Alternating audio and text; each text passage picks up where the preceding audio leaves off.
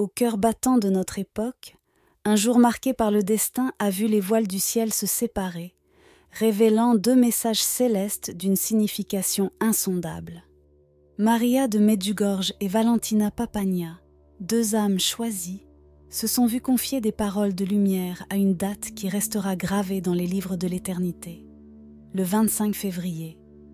Ces messages, bien que distincts dans leur forme, sont tissés ensemble en un seul fil divin, un appel à l'éveil spirituel et à la conversion du cœur qui résonne d'une urgence prophétique. Le monde traverse une nuit sombre de l'âme, une période de turbulence où le cri de l'espoir semble noyé dans les ombres du désespoir. Dans ce scénario, il nous est demandé d'être non seulement des auditeurs passifs, mais aussi des phares d'espoir, des guerriers de lumière à une époque qui semble oublier Dieu.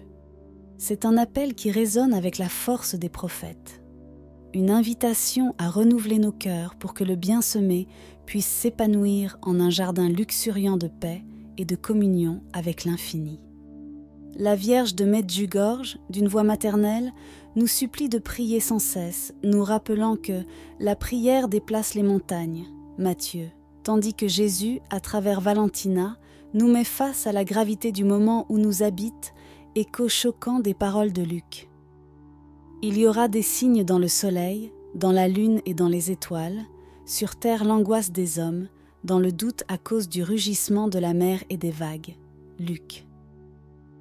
Nous sommes témoins d'une époque où le ciel lui-même semble s'ouvrir, nous offrant un choix décisif entre la lumière et les ténèbres, entre la vie éternelle et la perdition. Dans ce contexte apocalyptique, notre mission devient claire. Nous sommes appelés à être le sel de la terre, la lumière du monde, Matthieu 5, 13-14, pour combattre la stérilité spirituelle qui menace d'envelopper les cœurs dans l'emprise de l'indifférence et du désespoir. C'est un appel qui transcende le temps, qui nous pousse à devenir des bâtisseurs de ponts vers le divin, témoins d'un amour qui peut transformer la réalité la plus sombre en une aube d'espérance.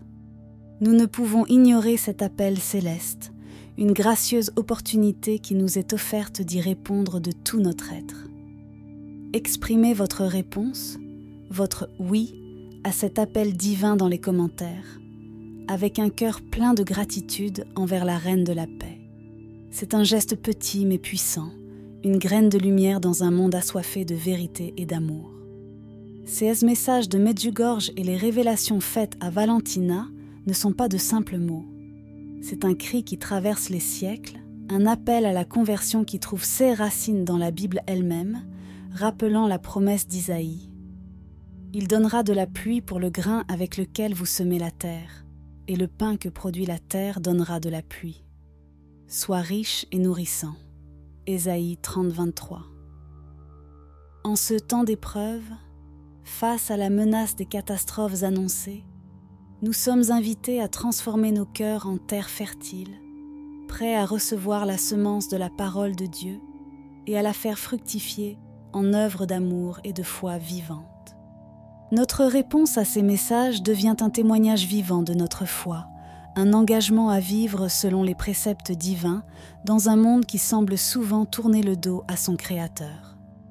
C'est une invitation à redécouvrir la puissance de la prière, à s'immerger dans les saintes écritures, à vivre chaque jour comme un pas vers la sainteté, en se souvenant des paroles de Paul. Revêtez l'armure de Dieu, afin de pouvoir résister dans les jours mauvais et rester debout après avoir surmonté tous les obstacles. Éphésiens 6, 13.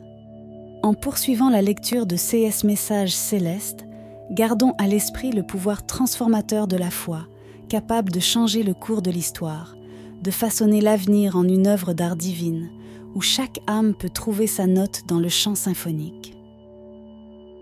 De l'univers, il n'est pas temps de nous laisser envahir par la peur, mais d'embrasser avec courage la mission qui nous est confiée, d'être témoins d'espoir dans une époque de défis sans précédent. Écoutons, réfléchissons et agissons, en suivant les traces tracées pour nous par la divine providence, afin que, par notre engagement et notre prière, nous puissions être des instruments de paix, des ponts de lumière dans un monde qui aspire à retrouver sa vraie raison et son dernier espoir dans l'étreinte infinie de l'amour de Dieu. Voici le message délivré à Maria. Chers enfants, priez et renouvelez vos cœurs pour que le bien que vous avez semé porte des fruits de joie et d'union avec Dieu. Les mauvaises herbes ont pris beaucoup de cœur et sont devenues stériles. Donc vous, les enfants, soyez lumière, amour et mes mains tendues dans ce monde qui aspire à Dieu qui est amour. Merci d'avoir répondu à mon appel. Le message reçu de Valentina Papania est bien plus sérieux. C'est la réalité, ce n'est pas une blague. Vous vivez une époque très dangereuse. Ma main, pour l'instant, vacille, mais je n'arrive pas toujours à tenir. Si les gens ne changent pas et ne se repentent pas, je lâcherai ma main. 16 messages, délivrés le même jour à 2 visionnaires différents, semblent mettre en évidence une cohésion et une unité dans le message céleste, soulignant le lien entre la prière personnelle et la transformation globale. Les fidèles sont invités à ne pas sous-estimer la gravité de ces avertissements et à profiter de l'occasion pour répondre positivement à l'appel à la conversion, afin que, par la repentance et l'amour, le monde soit guidé vers un avenir d'espérance et de salut. La Vierge Marie, dans son infinie bonté, nous offre un modèle de foi inébranlable. Sa vie, chemin de confiance totale dans le dessein divin, nous enseigne que chaque âme, quelle que soit sa condition, peut devenir un canal de grâce céleste. Notre-Dame, étoile de la mer au milieu des tempêtes de la vie, nous guide avec un amour maternel, nous exhortant à ne pas perdre espoir, mais à renforcer notre lien avec Dieu par la prière et le sacrifice. Ces messages ne sont pas de simples mots. Ils sont un appel à l'action, une invitation à participer activement à la rédemption du monde. La prière, dans ce contexte, devient une arme puissante, un pont entre le ciel et la terre qui permet la descente de la grâce divine. C'est à travers ce dialogue intime avec le Créateur que nous pouvons trouver la force d'affronter les défis de la vie, de transformer la douleur en une opportunité de croissance et d'apporter la lumière dans les ténèbres qui entourent le monde. Et puis, il y a l'importance de la repentance, thème récurrent dans les messages célestes. L'appel à la conversion est un fil d'or qui parcourt les Saintes Écritures, une invitation à renouveler constamment notre vie dans le Christ.